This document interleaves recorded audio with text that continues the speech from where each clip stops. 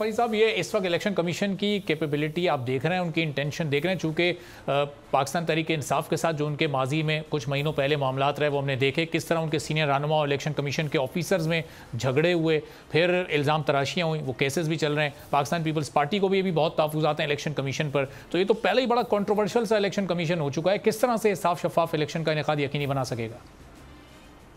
देखिए, सबसे बड़ा प्रॉब्लम जो इस वक्त इलेक्शन कमीशन, ये जितनी भी पॉलिटिकल पार्टीज़ और जितने स्टेक होल्डर्स हैं उनको आने वाला है, वो ये है कि देखें, हमने आखिरी 2 महीने इस बहस पे ज़ाया कर दिए कि इलेक्शन 90 दिन में होंगे या 100 दिन में होंगे या 150 दिन में होंगे, जबकि डिबेट इस बात पे होनी चाहिए थी कि वो इलेक्टोरल रिफॉर्म्स जिसके ऊपर एक डिबेट चली थी after the last general elections, उसके ऊपर इम्प्लीमेंटेशंस क्या हुई हैं और जो अमेंडमेंट्स इलेक्शन एक्ट के अंदर आई हैं उसकी इम्प्लीमेंटेशन कैसे होनी है और इलेक्शंस को किस तरीके से फ्री एंड फेयर बनाना है। बिकॉज सबसे इम्पॉर्टेंट कॉन्स्टिट्यूशनल ड्यूटी जो इलेक्शन कमीशन की और बाकी दीगर अदारों की है वो फ्री एंड फेयर इलेक्शन करवाना थी। लेकिन आखिरी 3 महीनों से कहीं पे ये बात डिस्कस नहीं हो रही कि वो कमेटी जो बनाई गई थी, जो इलेक्टोरल रिफॉर्म्स करनी थी जिन कमेटीज़ ने, वो जितने भी TORs थे उनके ऊपर क्या हुआ, किस तरीके से आप वो सारी एलिगेशंस जो लास्ट इलेक्शंस में लगी थी, आप किस तरीके से उनको रिजॉल्व करेंगे इस इलेक्शंस में।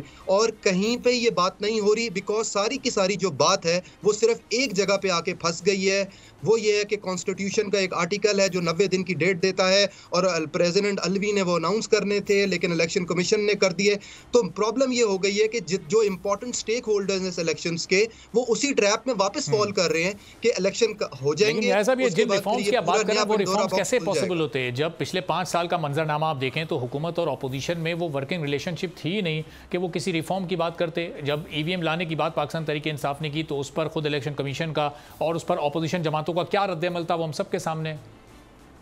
देखिए, नैब अमेंडमेंट्स के ऊपर सारी पार्टीज बैठ गई थी और फैटफ के लॉस के ऊपर सारी पार्टीज बैठ गई थी। आपकी पॉलिटिकल पार्टीज के टीयर्स होते हैं, आप सेकंड या थर्ड टीयर को इंपॉर्टेंट इश्यूज के ऊपर फिर भी डिस्कशंस और डेलिब्रेशंस कराते रहते हैं। और यही पॉलिटिकल पार्टीज का हमारा मसला है कि वो एक टॉपिक जो हॉट टॉपिक चल रहा होता है, सारी की सारी पार्टी उसी हॉट टॉपिक को परसू करने लग जाती है और ये नहीं देखते कि 2 साल या 3 साल में जो सबसे इंपॉर्टेंट टॉपिक है, जो इलेक्शंस को फ्री एंड फेयर करना है, वो टॉपिक आएगा और उसके ऊपर उनके पास किसी के पास कोई जवाब नहीं होगा। और आप ठीक कह रहे हैं, सारी की सारी पॉलिटिकल पार्टीज जो हैं वो 2-3 साल से तो कन्फ्रंटेशन की पॉलिटिक्स में लगी रही। और अभी जो 4-5 महीने हैं जिसके ऊपर अभी भी इलेक्टोरल रिफॉर्म्स की बात की जा सकती है, तो इशू जो है वो 90 दिन और प्रेसिडेंट के कॉलिंग ऑफ इलेक्शंस और स्केजुलिंग ऑफ इलेक्शन और के इलेक्शन जो है डिलिमिटेशन कब खत्म होनी चाहिए, सारा का सारा जो डिबेट है वो इस चीज़ पे लग गई है। और मेरे ख्याल में क्योंकि इलेक्टोरल रिफॉर्म्स ना होने के बराबर हुए हैं, तो ये जब इलेक्शंस होंगे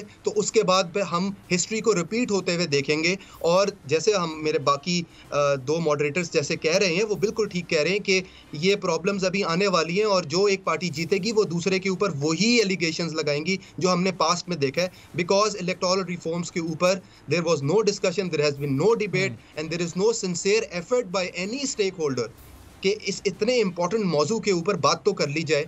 तो ये बहुत बड़ा प्रॉब्लम है जो अभी नजर आने वाला है। ठीक है, सब्सक्राइब करें और बेल दबाएं ताकि कोई खबर रह न जाए।